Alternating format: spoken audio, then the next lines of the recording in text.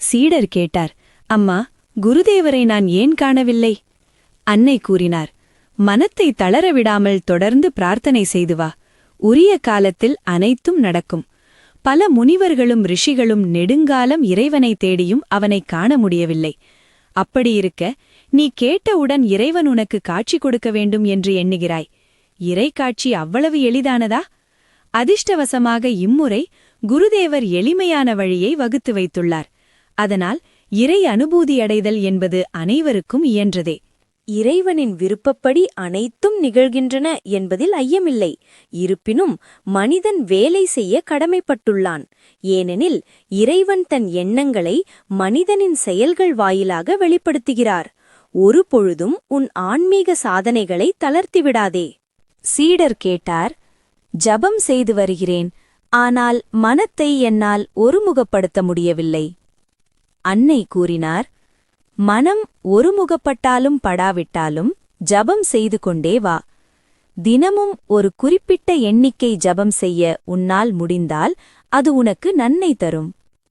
ஜபம் செய்யும்பொழுது நாமத்தை அன்புடனும் ஆர்வத்துடனும் ஷரணாகதியுடனும் கூறு. தியானத்தை ஆரம்பிக்கும் முன் உன் இயலாமையைப் பற்றி நினைவு கூர். அதன்பின் உன் குரு கூறியுள்ளபடி சாதனைகளை பழகிவா. பகலும் இரவும் சேரும் நேரம் இறை வழிபாட்டிற்கு மிகவும் உகந்தது. அந்த புனிதமான நேரத்தில் மனம் தூய்மையே வடிவெடுத்ததாக இருக்கிறது. குழந்தாய், இவ்வுலகம் ஆழம் மிகுந்த சதுப்பு நிலத்தைப் போன்றது. ஒருமுறை இவ்வுலகில் பிணிக்கப்பட்டுவிட்டால் அதிலிருந்து மீண்டு வருவது என்பது மிக மிக கடினம். இறைவனின் நாமத்தை ஜபித்து வா. அவ்வாறு செய்து வந்தால் ஒரு நாள் உன்னுடைய கட்டுக்களை இறைவன் தகர்த்து விடுவான். ஜபமும் நற்செயல்களும் அதிகமாக செய்திருப்பதாக நீ கூறலாம். ஆனால் ஒரு லாபமும் கிடைக்கவில்லை என்று எண்ணலாம். மகாமாயை விலகி வழிவிடாமல் எவராலும் எதையும் சாதிக்க இயலாது.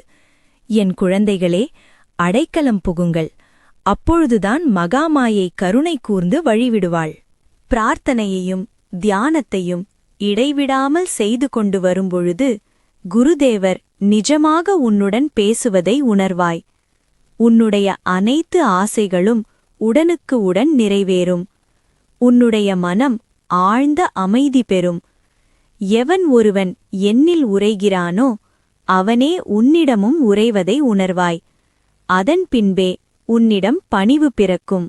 உலக இன்பங்களில் மிக்க ஆசையுடையவனிடம் அதை துறக்கும்படி நான் கூறினால் அவன் கேட்பானா?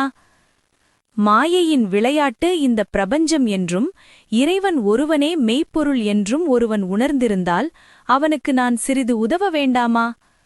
இவ்வுலக கஷ்டங்களுக்கு ஒரு முடிவு உண்டா? உலகியல் வாழ்க்கையில் என்ன இருக்கிறது? உலகியல் வாழ்க்கையில் மக்களுக்கு மிக ஆழ்ந்த பற்று இருக்கிறது. பலரில் ஓரிருவரே இந்த பற்றிலிருந்து விடுபடுகின்றனர். பற்றினால் கவனமும் ஆற்றலும் சிதறிவிடுகின்றன. அப்படிப்பட்ட நிலையில் இருப்பவர்கள் ஆன்மீக உயர்வை அடைய முடியுமா? நீங்கள் நண்டுகளை பார்த்ததில்லையா? தன் வலையிலிருந்து தாய் நண்டு திரும்ப திரும்ப வெளியில் எட்டிப் பார்க்கிறது. ஆனால் மீண்டும் வலைக்குள் சென்றுவிடுகிறது. தன்னை விடுவித்துக் கொள்வதற்காக அது தொடர்ந்து போராடுகிறது. ஆனால் தோல்வியையே அடைகிறது. தோல்வி ஏற்பட காரணம் என்ன? வலைக்குள் வசிக்கும் அதனுடைய கணக்கற்ற குஞ்சுகள் அதை இழுப்பதால்தான் நண்டிற்கு தோல்வி ஏற்படுகிறது. நண்டின் முயற்சியையும் மீறி அதனுடைய பற்றுதல் அதனை வலைக்குள் கவர்ந்திழுக்கிறது. லௌகீக வாழ்க்கையில் மூழ்கியவர்களின் கதி இவ்வாறுதான் உள்ளது. துறவு வாழ்க்கையை மேற்கொண்டு அவன் சாதுவானது நல்லதே. வெறும் தசை எலும்பினாலான இந்த கூட்டில் என்ன இருக்கிறது? குழந்தாய், செல்வத்தில் என்ன இருக்கிறது? குருதேவரால் பணத்தைத் தொடக்கூட முடியாது. கை திரும்பிவிடும். குருதேவர் கூறுவார், இந்த பிரபஞ்சமே பொய். இங்கே பார், இவ்வுலகம் உண்மை என்று நான் நம்பியிருந்தால் நான் இறக்கும் முன் காமார்புக்கூர் முழுமையையும் சொக்கத் தங்கத்தினால் பொதிந்திருப்பேன்.